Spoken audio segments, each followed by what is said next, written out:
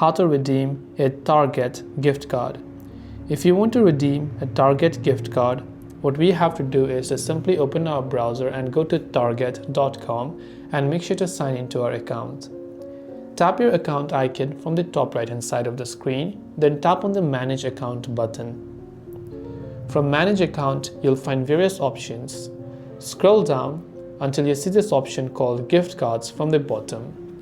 Here you can see it says we have no gift cards. So to add a gift card, tap on the Add Gift Card button that is available over here. Now you simply want to type in the gift card number along with the access number of that gift card. Then tap the Add button and your gift card will be added or redeemed to your Walmart account. Depending upon the value of that gift card, next time whenever you purchase or order anything on Target, the balance will be deducted automatically from your gift card. This way you can redeem a Target gift card. I hope that this video helped you out. If you have got any further questions, feel free to leave them down below.